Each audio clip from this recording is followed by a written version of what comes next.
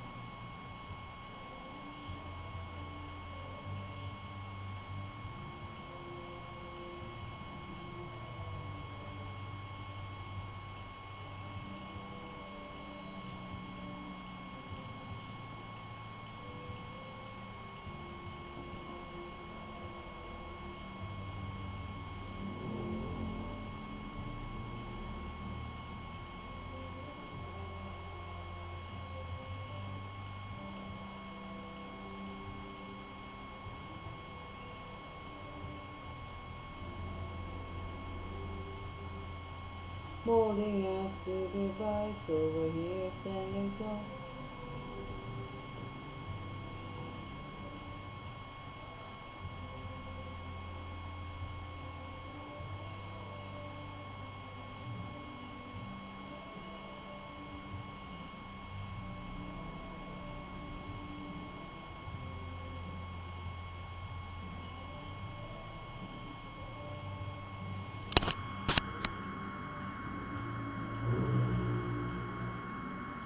Okay, ayan. So, now, we're done with the prayer and the LCC hymn. So, let's now proceed sa ating lesson. So, last time we talked about the different farm equipments na ginagamit natin, especially sa horticulture. Itong lesson natin is part pa din ng horticulture. Huwag kayong mabibigla sa background na nakikita nyo dito. Sa ginamit ko dito sa PowerPoint dahil may mga calculations siya. Part pa din siya ng horticulture. So, for our lesson for today, horticulture lesson 2 na tayo. So, last time about sa mga tools, equipments na ginagamit natin, sa mga hand tools na ginagamit natin sa pag-aayos sa farm. So, ngayon, lesson 2 na tayo. Ang lesson 2 is all about perform estimation and basic calculation. So, when you say perform estimation, it's all about, syempre, yung pagka-calculate mo na sa kung anong meron dun sa farm. Kung may mga idea na kayo, kasi usually, hindi lang naman tayo basta magtatayo ng farm natin.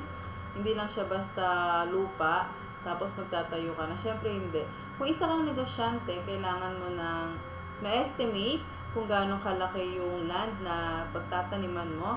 Estimate kung gaano yung kalaki yung makikita mo kapag ganun kalaki yung land na meron ka.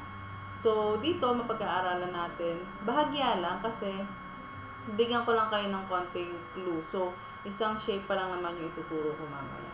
So, again, lesson 2, it's all about perform estimation and basic calculation. Okay, so now, definition of terms. Pag sinabing definition of terms, ito yung mga mahalagang kailangan nating alalahanin dito sa lesson natin. So, first is area. Area refers to the size of the surface. So, pag sinabing area, mamaya malalaman ninyo, mas magiging familiar kayo sa word na area kasi gagamitin natin to sa calculation. So, area refers to the size of the surface. So, ito yung pinakabuong size ng surface. For example, sa land na lang, sa lupa na tatamnan mo, kung isang buong 12 square meters, yung ganun, yun yung area. So, ayun yung buo, yung land na pagtataniman natin. The next one is fertilizer. Pag sinabing fertilizer, any material added to the soil to support nutrients. So, ito, alam ko naman sa edad natin, yung fertilizer, familiar na tayo dyan. So, ito yung material or chemical na ginagamit na inilalagay sa mga lupa para magdagdag ng nutrients sa mga halaman. So, pwede siyang liquid, pwede siyang yung maliliit na parang powder, ganon. So, fertilizer, any material added to the soil to support nutrient. Makadagdag siya ng nutrients. Parang katulad sa tao, tayo, yung mga nutrients na kinukuha natin, nanggagaling sa mga healthy foods, di ba? So, meron tayong fruits, meron tayong mga gulay, yung mga healthy na pagkain na ginagamit natin. Pero, additional dun, syempre, kailangan din natin ng vitamins. Yun yung nagsisilbing fertilizer, vitamins. Sa tao, vitamins. Sa mga halaman is fertilizer, additional nutrients. Kasi, sa lupa naman, pwede na silang makakuha ng nutrients. Sa araw, pwede na silang makakuha ng nutrients. And sa water, kapag dinidiligan natin, fertilizer is additional nutrients para sa mga halaman. Okay. Next naman is germination. The development of the seed into a young plant. So, ang tawag sa kapag nagde-develop na yung isang buto at nagiging isang maliit na halaman na siya is germination. So, tandaan natin to ha. So, germination, the development of the seed into a young plant. Okay. Next. Graph. A drawing in which the relationship between two or more items of information, example, time and plant growth, is shown in the symbolic way. So, yung graph, para siyang, hindi siya parang, graph siya na, mamaya, papakita ko yung sample sa inyo. So, dito nagpapakita kung yung nagpapakita to, nagbibigay ng information sa atin para makita kung gaano kabilis tumubo yung isang halaman. For example, nagtanim ka ng basic na lang, munggo, ganon. So, doon makikita mo yung graph niya, may mga color yun usually. So, doon makikita yung time and plant growth. Sa gaano ba kabilis tumubo yung isang halaman sa ganito mong tinanim na lupa. Gaano kabilis tumubo yung halaman kapag healthy yung lupa na tinamnan mo. So, makikita natin yan sa graph. Sa graph, usually nakikita yan sa subject na mathematics. So, nakikita natin doon yung parang level-level na line. Tapos, nakikita natin doon yung result ng mga in-examine na mga bagay. So, next naman, gross income or sales. The equivalent value of the product sold. So, ito naman, yung ibig sabihin nito is equivalent value ng mga natinda nating mga item. So, ayan yan, gross income or sale. Dito na pumapasok kapag negosyo na. So, kasi connected to sa calculation. So, meron tayong gross income and sales. Next naman, ayan, interest is the corresponding value that will be added to the principal as payment for using money of the lender.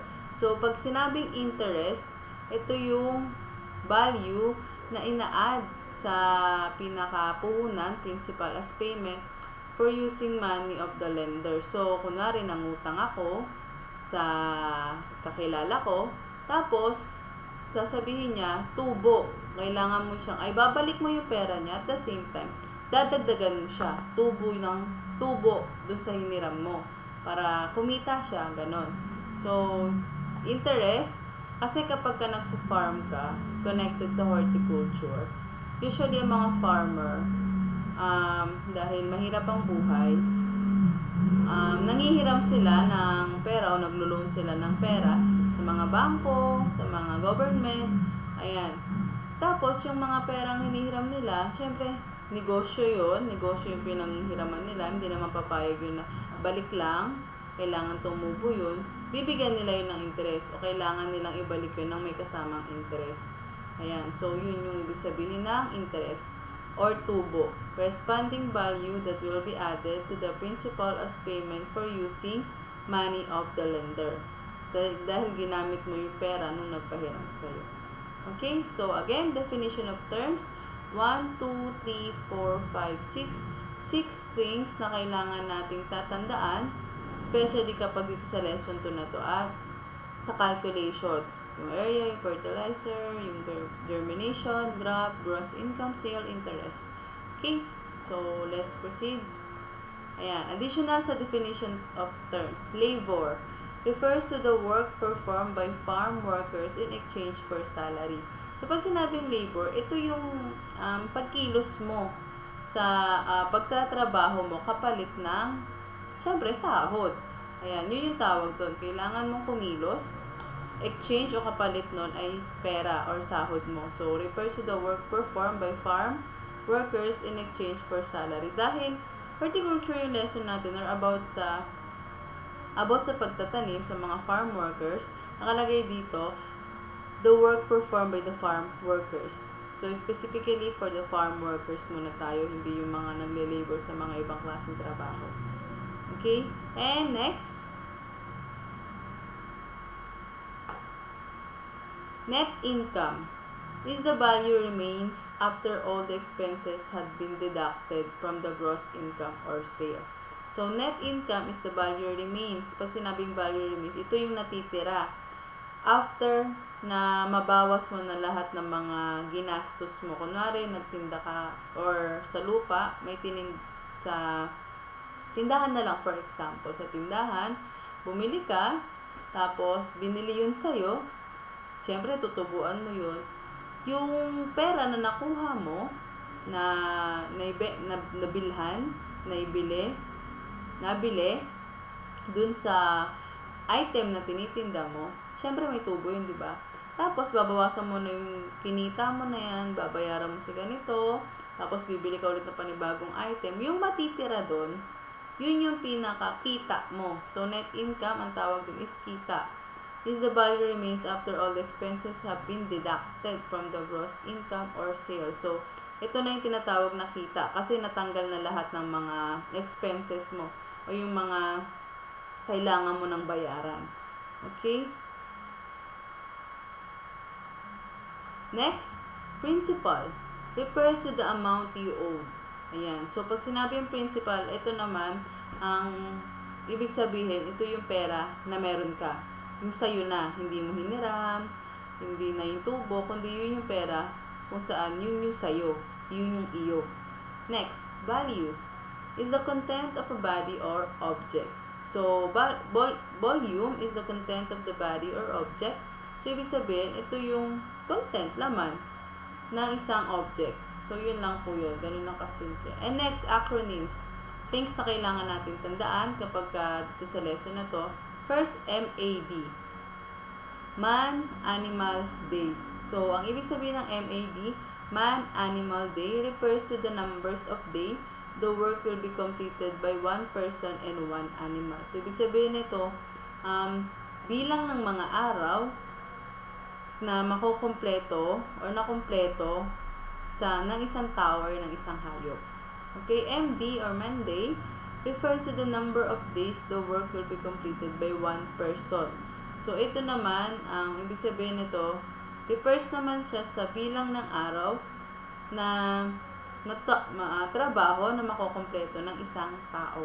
Tao ha, itong MAD, Man, Animal, Day. So, included yung animal. MD is for person only, para lang sa tao. Okay, ayan. Farm input naman tayo. Pag sinabing farm input, ito yung mga, especially mga nilalagay sa farm. Kasi nga farm input. Ito yung nilalagay at mga mahalagang bagay na kailangan kasama sa isang farm. First picture, ayan, kung makikita nyo, itong kulay may mga brown na nasa sako, ayan ay seed. So, syempre, pag may farm ka, kailangan may seed ka. Dito lang sisimula lahat ng halaman. So, seed. Yan yung first thing sa farm input. Second is seedlings.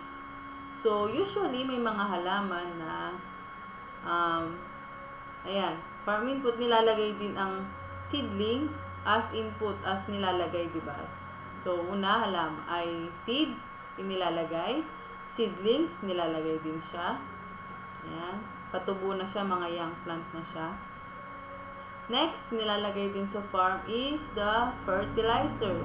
Siyempre, kailangan ng fertilizer para sa nutrients ng mga halaman. Next naman is, ano to? Insecticide. So, kailangan din siyempre ng insecticide. Pantanggal naman sa mga insekto na naninira sa farm. Yan. Next, farm labor. At tulad ng sinabi ko kanina, ang labor refers sa kilos mo. Kung saan yung kilos mo is na papalitan ng pera. Ayan. So, farm labor, number 1 is flowing using tractor. So, syempre, ang labor, usually kaya ano siya, kailangan ng kilos ng tao. So, makikita nyo sa mga sample na yan, hindi makakakilos tong mga bagay na to without the help, syempre, ng mismong tao. So, flowing using tractor, kailangan siya ng tao. So, trabaho siya. Clearing of the land using hoe, syempre, tao din nakikilos. Ayan. Mahirap. Kahit na sabihin natin equipment to, machine to, as long as kailangan ng tulong ng tao at mas maraming effort na manggagaling sa tao, labor ang tawag doon. So, clearing of the land using hoe, ayan, hand tool natin. Hindi kikilos mag-isa ang hand tool without the help ng person or ng tao. Kailangan yan. Next, plowing using animal. Yes, pwede naman kumilos ang animal habang nasa likod niya yung plow natin, pero hindi mo mape-perfect yung dapat na kalabasan ng iyong farm without the help, syempre, ng tao. Next, harrowing using hand tractor.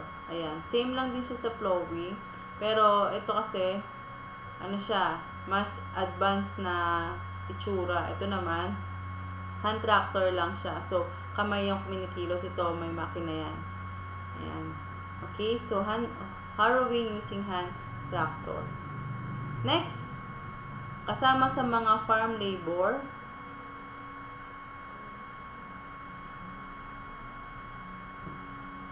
ayan, kasama sa mga farm labor is yung mulching. Ayan yung pagtatanim na. Siyempre, hindi naman kakayanin niya basta-basta ng tao. ng tao tuloy. Hindi yan kaya ng basta machine na ma-perfect yan.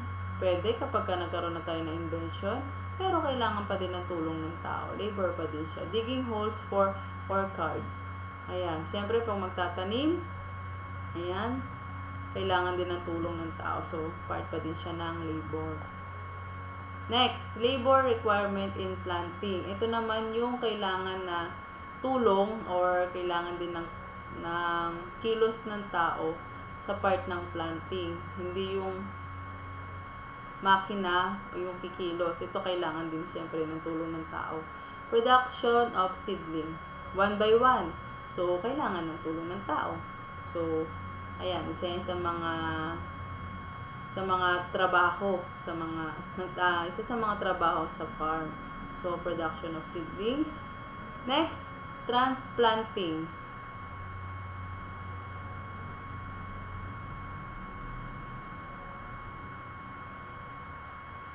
Ayan. Labor requirement in transplanting, ito naman yung paglilipat.